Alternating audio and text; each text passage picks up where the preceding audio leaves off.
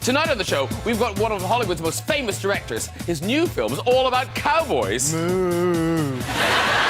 He'll be here any second, so I better get a move on. Giddy up, Lightning, go! Let's start the show!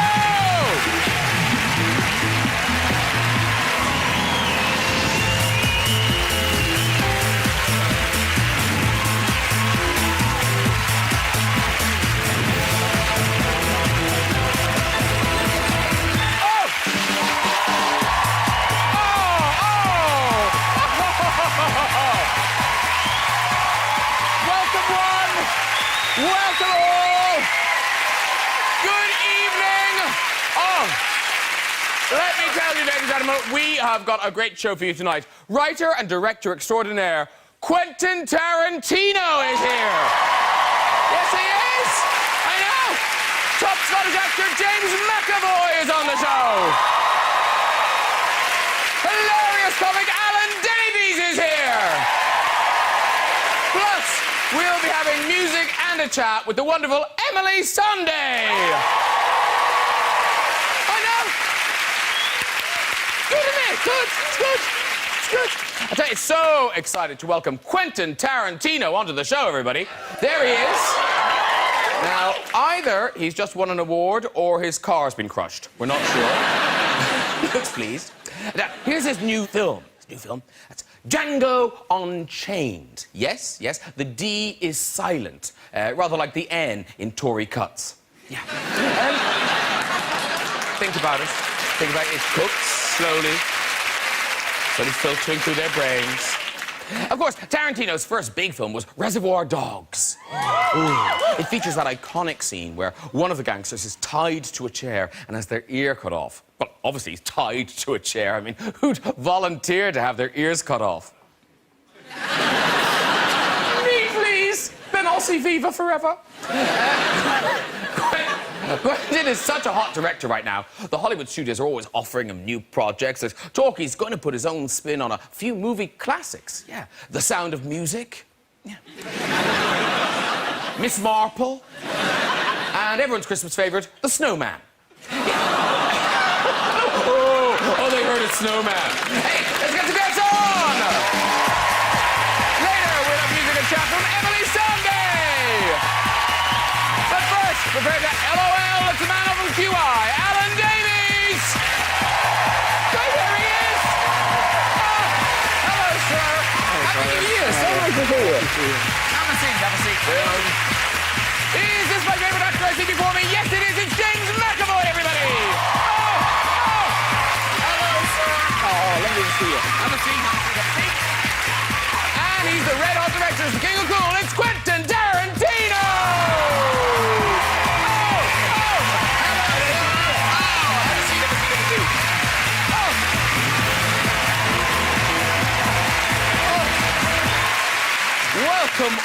Welcome all.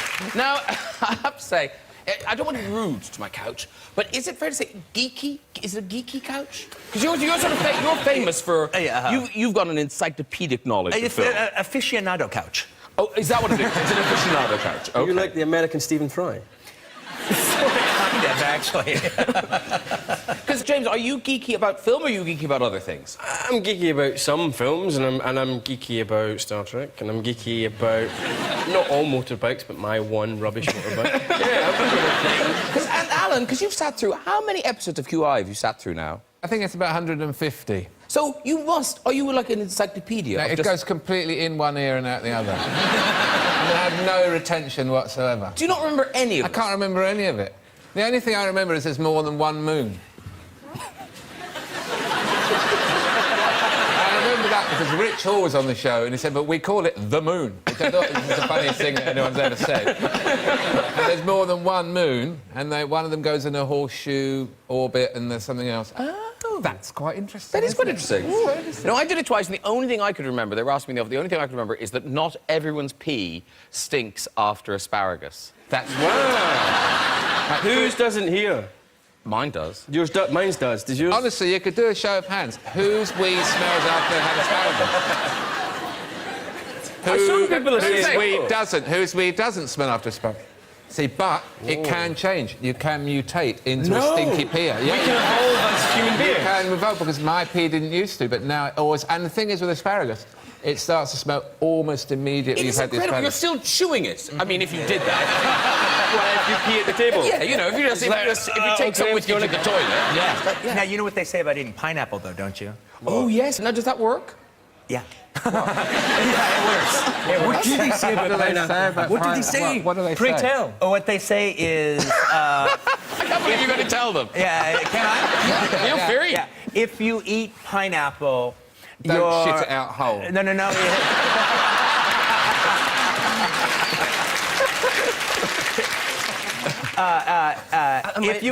If you eat pineapple, it actually affects the taste of your sperm.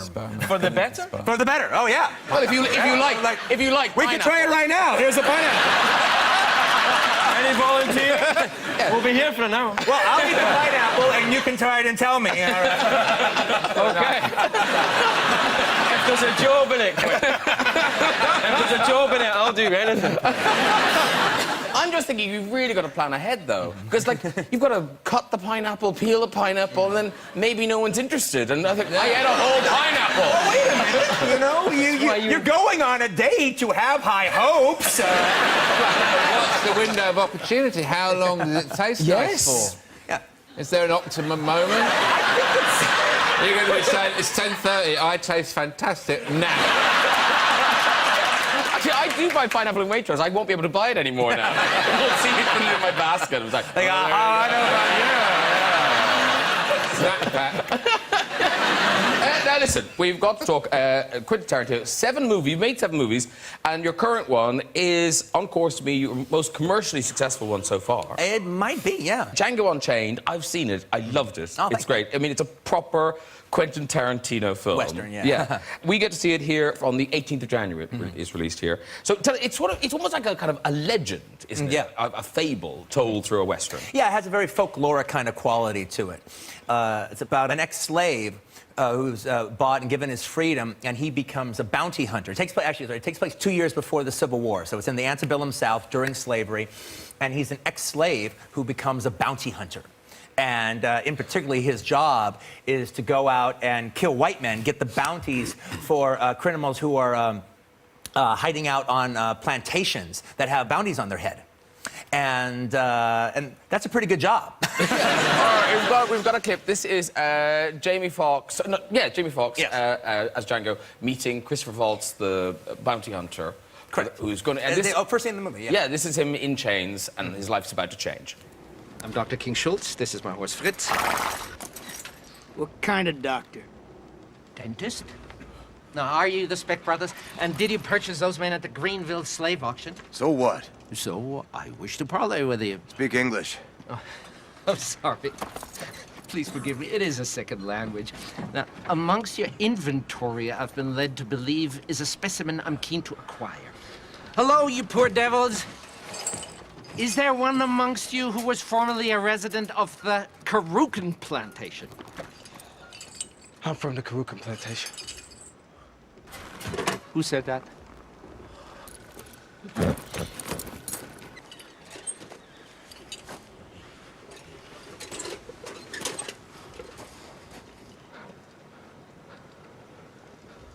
What's your name? Django. Then you're exactly the one I'm looking for. So good.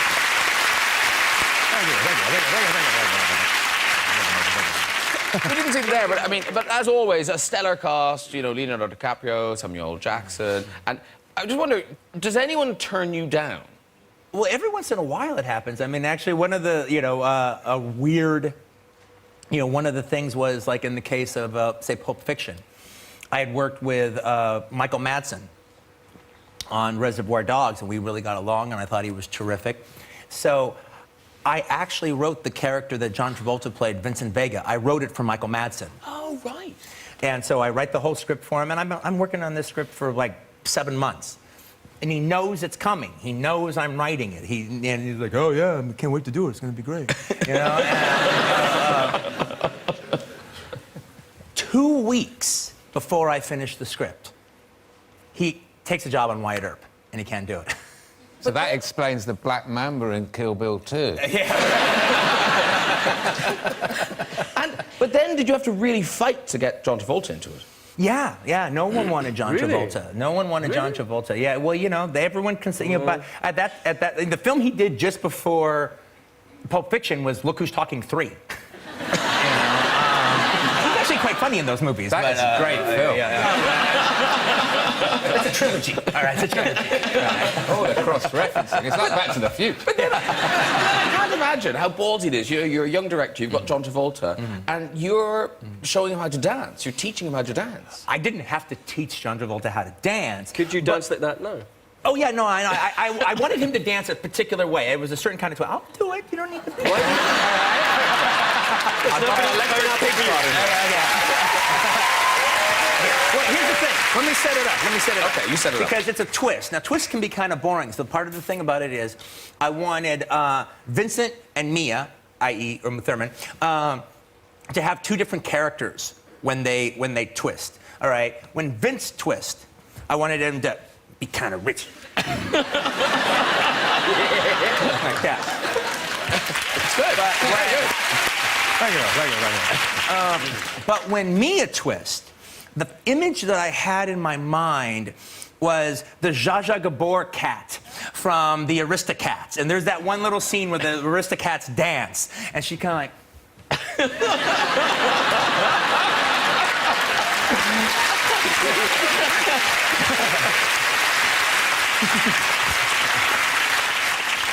Actually, just before we move off Pulp Fiction, have you guys seen this, the Pulp Fiction Kerry style?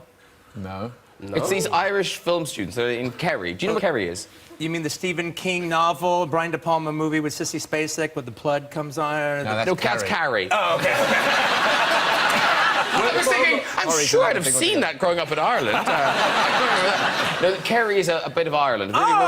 Okay. It's a remote bit of Ireland. Okay, cool. So what these students is, they've taken a little clip from Pulp Fiction and they've dubbed it over, but dubbed it over so well with quite broad Kerry accents. Like the Kerry Farmers. Well, you do have an example? With the Kerry Farmers and all this. It's like that. It's like that. Oh, good. Okay, here it is. Here it is. Right, well, you can walk into a movie theatre in Amsterdam and buy a beer. I don't mean like no paper cup, I'm talking about a glass of beer. And in Paris, you can buy a beer in McDonald's. You know what they call a quarter pounder with cheese in Paris? They don't call it quarter pounder with cheese. No, they got the metric system. You know what the quarter pounder is? What do they call it? They call it a Royale with cheese. Royale with cheese. What do they call a Big Mac? Big Mac's a Big Mac. They call it Le Big Mac. Le Big Mac. What do they call a Whopper? I don't know. I didn't go to Burger King. Encourage those guys to do the entire movie. I would like to see that. You're starting something, man. You know it's coming. It's going to happen. I encourage you guys. You have my permission. Yeah. Pulp Fiction. Fact. Yeah, fict. Now, talking of directing John Travolta, you just filmed a film, Welcome to the Punch. Yes. Now, what's his name? Aaron Creevy. Iran Creevy, yeah. He sounds like quite a handful. You'd have to ask his wife. He's great. Let me preface what I'm about to say with the fact that he's the most sharp, intelligent, writes the best dialogue, writes the best characters. Hello? And he's so... that I've Hello? worked... For me, I've never worked with him. And, yeah, we'll work that out. And, but Iran was just... He's unbelievable. He would do the running man for me sometimes, just to energise me. And every now and again, he'd come up behind me, and I was completely unaware, and I'd be getting ready to go and do a scene, and he'd just come up behind me, and excuse my language, just go, I'm gonna f you up.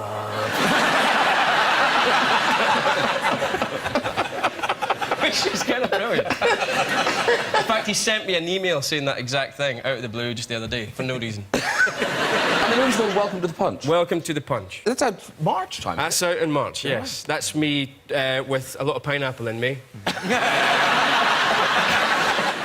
There's a pineapple theme. It is, yeah, that's great, yeah. Because, Alan, you've done act. Have you had directors kind of really push you to the edge? Because didn't you have a thing in Many Splintered Thing where you had a chase or something? Oh, yeah, no, I did.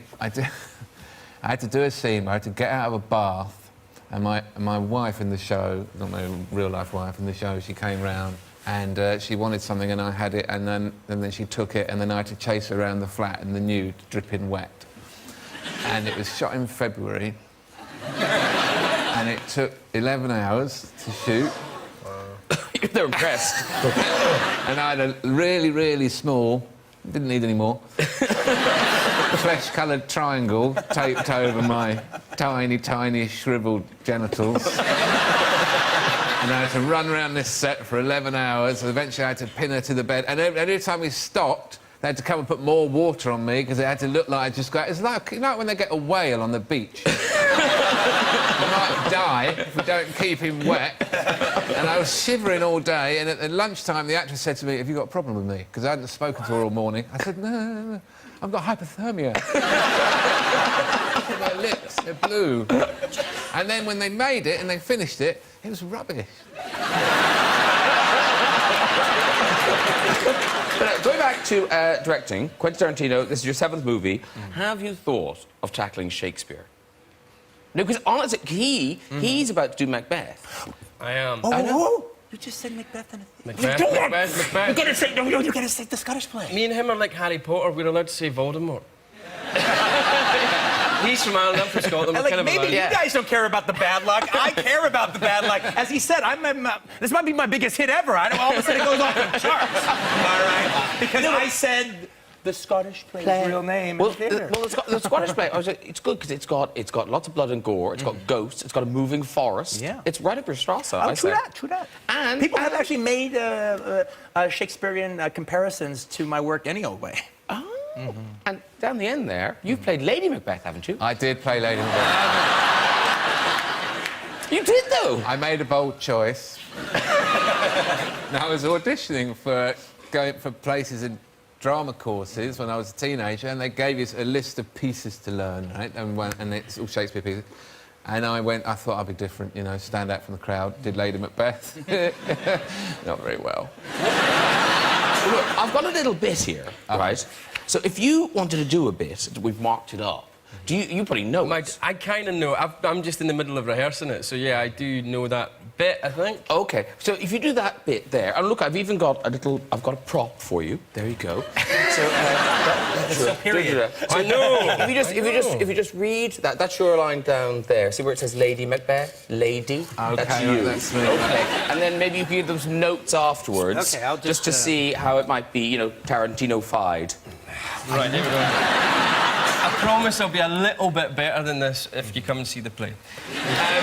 Methought I heard a voice cry, "Sleep no more. Macbeth doth murder sleep, the innocent sleep. Sleep that knits up the ravelled sleeve of care, the death of each day's life. Sore labour's bath, balm of hurt minds, great nature's second course, chief nourisher in life's feast." What do you mean? That is the line as written. The line. That's as written. So, Quentin, what we can do is we can certainly make it like cinema shape. Do you want to stand up? Yeah, yeah. A bit Come on. easy? And everything? Yeah, and everything. And everything. So, so then we could, if we've got a bigger sword. I thought that's more you, isn't it? Yeah, that's Tarantino-esque. That's Tarantino-esque. So we've made it CinemaScope. Can we do that? Can we do that? Can we? Oh, there you go. Oh, there you go. Now you're in a cinema thing. That's my light. Okay, so let me deal with the actors a little bit. Okay, here. you deal with an actress. You deal with So the you're playing in actress. Scottish, right? Well, I don't have to. No. I was just making sure that was Scottish accent. Okay, yes. Okay, yeah. No, go with the Scottish accent.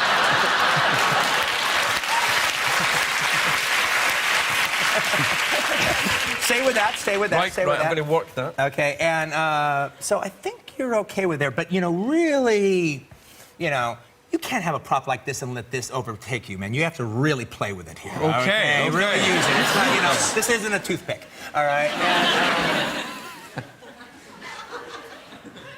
What is it?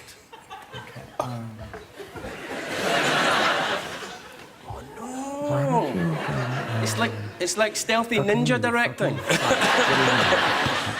Okay, here we go. Be pulling out all these cool moves. Okay, so Okay, here we go. yeah. Right, okay. Should we have a bit of music as well? A bit of music. Okay, off you go.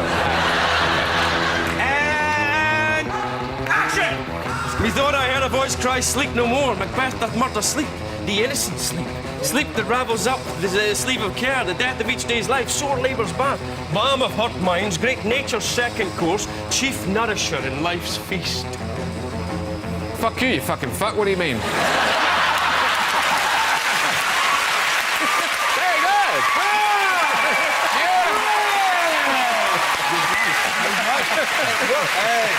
I'm taking that. You'll have someone's eye out. Beautiful. Now, that was Tarantino direction, but Jamie Lloyd is directing yours. Jamie Lloyd, the great Jamie Lloyd, is directing ours. And where and when can we see it? We are going to be on at the Trafalgar Studios, the Traff Transformed, as it's currently known, from the 9th of February onwards. And we have a very wonderful outreach programme targeting first-time theatre goers and people who would maybe not always feel that comfortable going to theatre, i.e. people who maybe felt alienated by the prices, which on the Mondays of every week we make it very affordable. And Macbeth's a great one because it's short, lots happens. Lots happens. It's an easy plot to follow. Lots of killing, a lot of nearly sex. In our production, there is. Is it set now? Is it set then? When it's set, it's kind of like if we took all the hot topics of the day, so economic disaster, environmental disaster, Scottish independence, all that kind of stuff. Imagine they all happened at the same time, and then 50 years later. So is it kilt, no kilt? No kilts, no kilts. You love a kilt. No kilts, You love a kilt. shortbread, no iron brew. There may be whiskey, there will be blood. No haggis. There may be... That's a wedding invitation.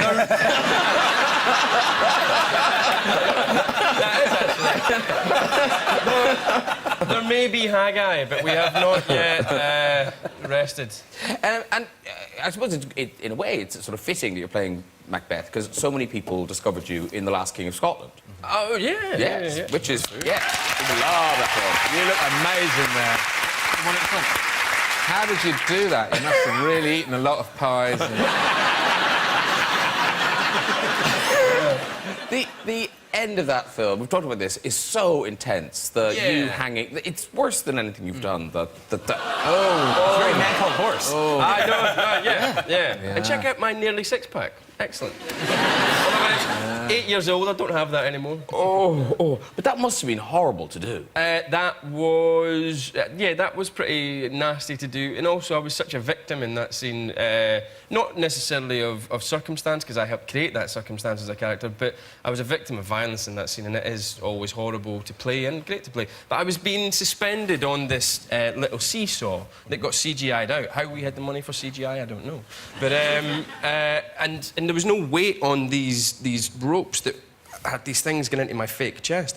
But I was acting and doing all my thing and stuff, and I suppose I stopped breathing at one point, and I stopped breathing for too long that I passed out. And I'm just balancing on this little bicycle saddle, and I just passed out and fell off. And I was hanging upside down with this little wire connected to my fake nipple that's made of, like, silicone rubber. And nobody ran in to save me as I was about to smash my head on the ground because they all thought, crazy actors, they just do this stuff all the time. He's probably just acting. I'm about to smash my head open. But Quentin, you strangled Diane Kruger, didn't you? Yeah, I did. But how badly did you strangle her? Well, it was interesting because the thing is, whenever you do a close-up of somebody being strangled in a film, I never buy it. All right, you know, because when somebody's actually being strangled, there is a thing that happens to their face, and the way they turn a certain color, and their veins pop out and stuff. How do you know this, by the way? Just anytime, well, yeah, it's. I guess I don't know that for sure, all right, but I can imagine. And but it always just seems fake. You know, they're doing this all the time. Yeah. This is in Inglourious Basterds. It's in Inglourious Basterds. Yeah. And so I talked to Diane, and I was saying, look, here's what I would like to do if you're okay with it, all right? Because I don't want any phony baloney bullshit here. I'm going to do it. I want to do it because it's on me. It's like I only want to do this once. I don't need. I don't want you breathing after this and have to come back and kill you. And so I just said to her, what I want to do is, I'm going to be the hands, and what I'm going to do is I'm gonna just strangle you. All right? Hold on, I'm gonna cut off your air for just a little bit of time. We're gonna see the reaction in your face, and then we'll cut. All right? The stunt guy will be there watching it, all right, you know, making sure, and we'll just do it once. We'll just do it once, but then we never have to do it again. All right? And she trusted me. Wow. And so we actually got a really good thing. We were, you know, it was real. It would look really good. But also because I was, you know, able to, you know, Enjoy it? well, no, I was. Also, I'm trying to get a reaction.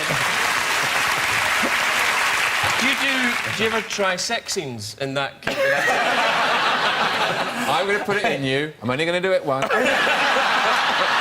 we don't want to be here all day.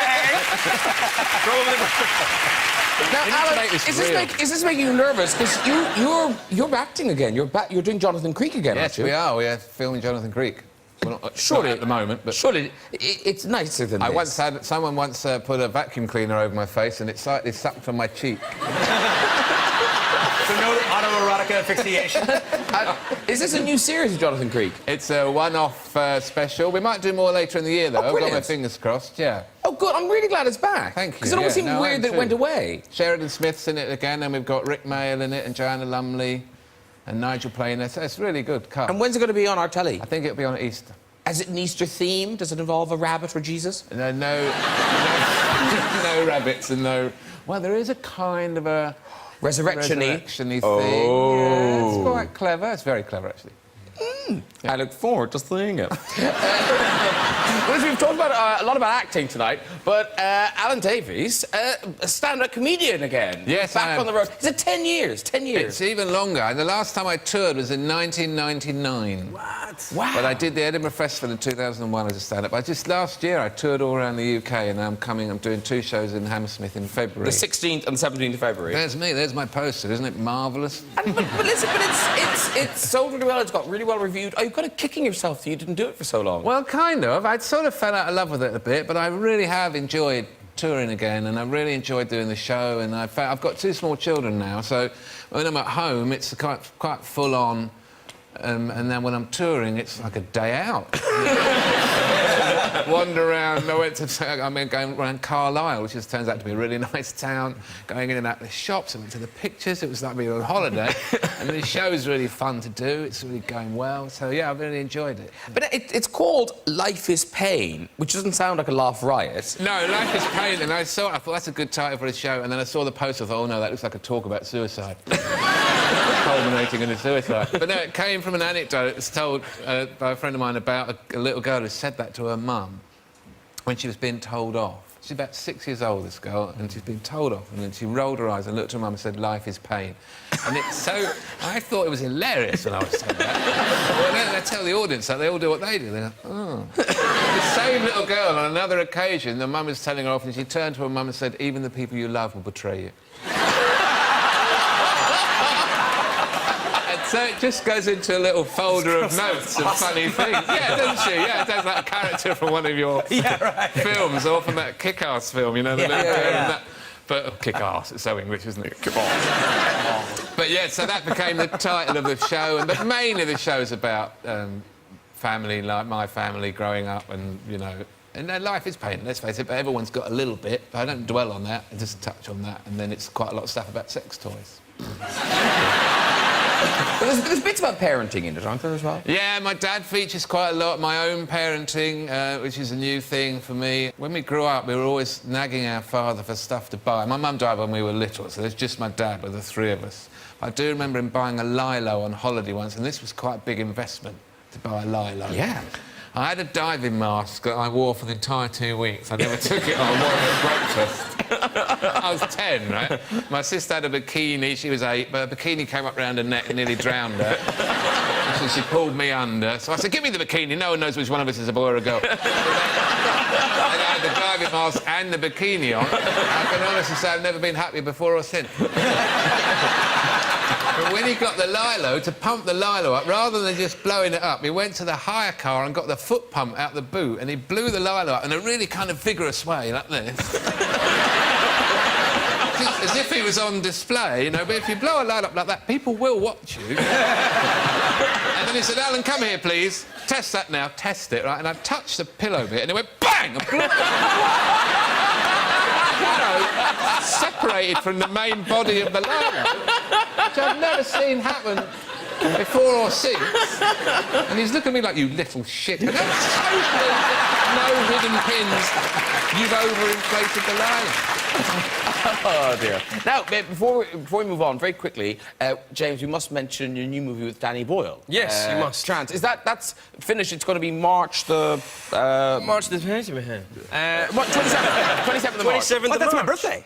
Oh, March 27th is my marvellous. birthday, yeah. Oh, what a Fateful lovely day. night out. And we've also got Rosario Dawson in the movie. who's Oh, in there you go. Death. Yeah, she's wonderful. Yeah. Ah, and now this movie, it's called Trance, and it's about memory loss? It's about... It's about your memory loss. It's about... Very good. It's about hypnotism, memory loss, violence, both psychological and physical. It's about sexual desire, and it's about art, and it's about theft. It's a psychological thriller, and it's Danny Boyle. Sounds very like Jonathan Creek, actually. It's very much so. And Macbeth. And Django Unchained. Well, actually, I'll tell you what we'll do. To explain it, we've got a bit of the trailer, which kind of sets it up and makes it look really good. No piece of art is worth a human life.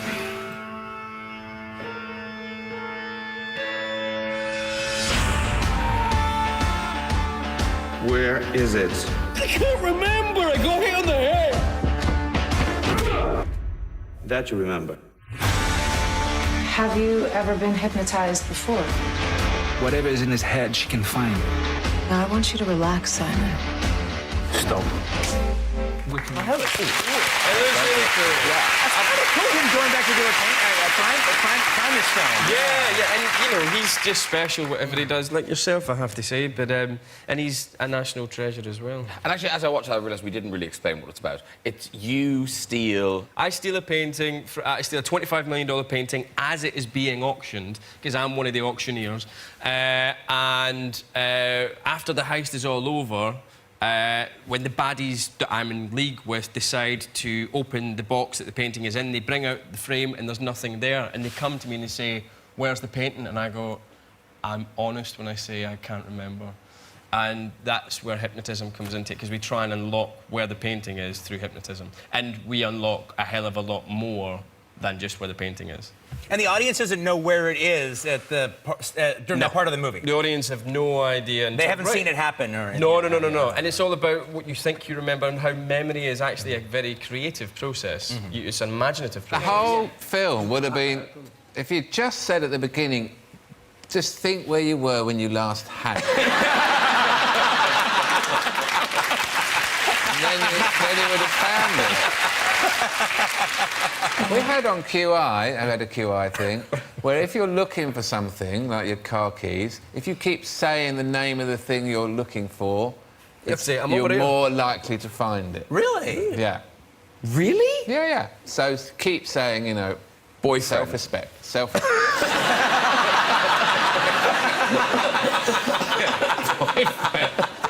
10-inch cock. I think it's mainly keys. Right, it's time for music.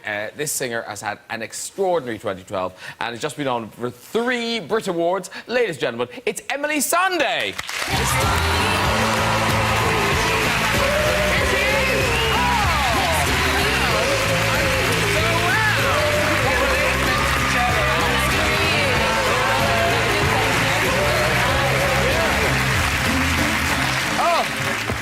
Hello. Hello. Hi, how are you? Really well, thanks. Happy New Year. Happy New Year. I hope it's as happy as last year, because what an amazing year you had. Last year was ace. It was amazing. Because it was this time last year, you just got the Brit Best Breakthrough, was it? Yes. Breakthrough? Brit's Critics' Choice. Critics' Choice. And you made me sit next to Madonna. Yeah, you came and you sang for Madonna. That was terrifying. You just got Best Old Comer.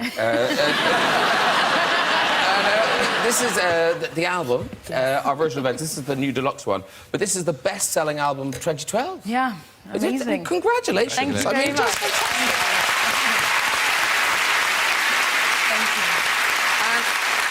It must be that scary thing now where you're thinking, oh, now I've got to do another album. Yeah. People people keep asking me, and I'm just kind of delaying it, maybe thinking about other career options, just in case I can do something else. But, I mean, it's amazing. I never expected anything like that, and, I mean, what a year. I don't think I can top 2012. I'm going to try, but... And now, listen, because I've got you here, you must be sick talking about it, but I must just mention the Olympics. Now, it was lovely seeing so much of you, but, but how did you end up in quite so much of it? Did the closing ceremony people know that you'd already been booked for the opening bit? I don't think they had. I think it was a coincidence. And, like, you just don't say no, really, you know? I mean, working with Danny Boyle was amazing, and getting to ask to do the opening ceremony was, you know, I was invited to their secret bunker, and the whole plan was unveiled to me, and getting to sing Abide With Me was, you know, a great honour. Yeah. And then the next week, Kim Gavin, who organised the closing one, just got in touch, so... There you went, great, yes. I know the venue well. Yes, I You were performing in George Square at the Glaswegian torch bearing ceremony, weren't you? And I ran with the torch. I carried the torch sort of towards you as you were performing, and then I thought I was going to get to go all the way and go, great, I'll then get to watch Emeli Sandé. and then they said, no, you give it to somebody else, they give it to somebody else, they give it to somebody else, and then it gets to her. And I was like, all right, great, but I get to watch it, don't I? And as I handed it over, they went, no, you're outside the fence. I've just carried the Olympic torch. I'm in films and everything. and I can't watch the gig. So I missed it, man. Have you not met before? No. Because you're both from Scotland. I know, there's only about 5 of us. Exactly. It's so weird. We are connected because I've written a song for trance. So we've got our Scotland and that. Danny and Christian were telling me only yesterday, and I was very excited. I'm really excited. Have you ever been hypnotised? I'd like to be. Listen, Emily, you are singing, I think it's probably my favourite track off the album. Oh, great. I'm so glad, because I thought this would be an obvious second single. Why Clown? God, I don't know. It just feels like a kind of sad close to the album. Oh, really? But, no, we kind of wanted to leave this to the last one. It's one of my favourite songs. Like, lyrically, it was one of the first ones that, you know, I really feel expresses me. So I'm really happy to sing it tonight and for it to close the whole kind of album campaign. Oh, is this the last single? Yeah, this is, I think so. You can milk another few out of it. Don't be an idiot. And I know you're doing it live for us tonight. You've got strings and everything, so thank you very much. Emily, if you want to go get ready, off she goes. I should be a gentleman. There you go. Lovely.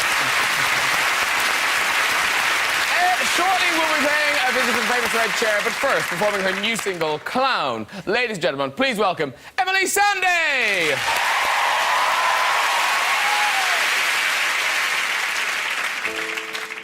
I guess it's funnier from where you're standing.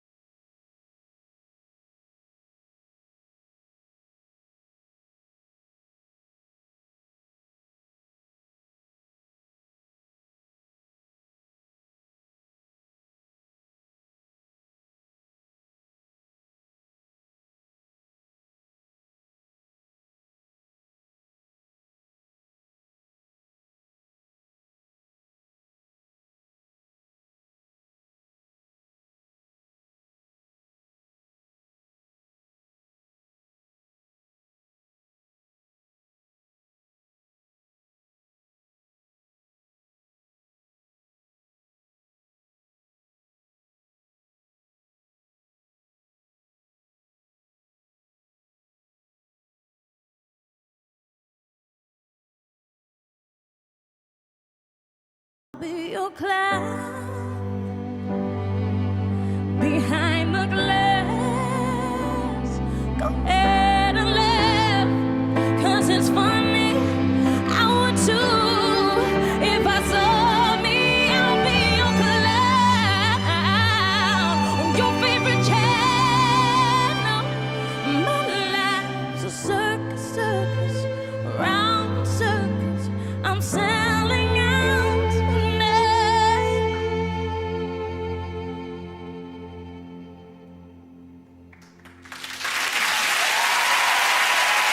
Wow! Beautiful! Emeli Sandé! Come and join me, dear. Oh! Just gorgeous. Thank you. Absolutely beautiful. Emeli Sandé, everyone!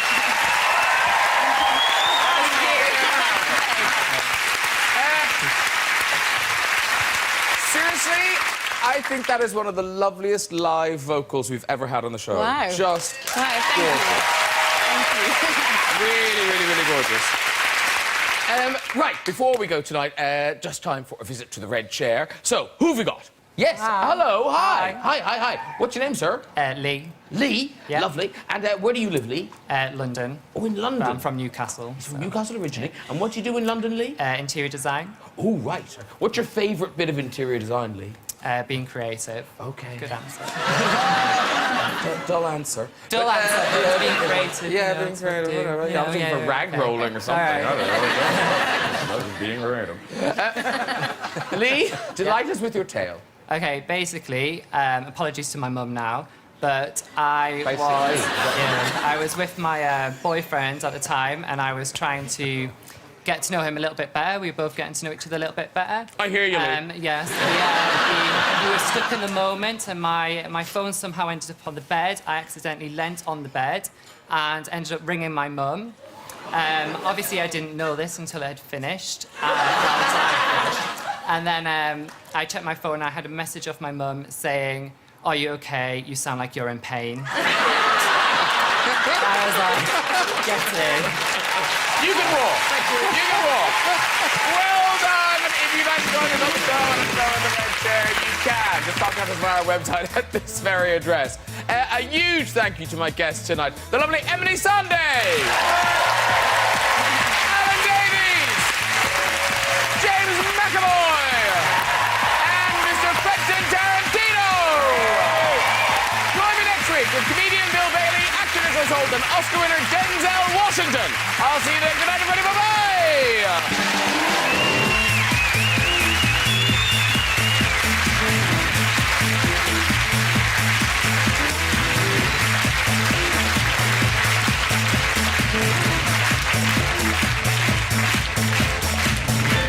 Terror's lurking all around. Next on BBC One, stay with us for the film thriller with a twist, The Village, in a moment.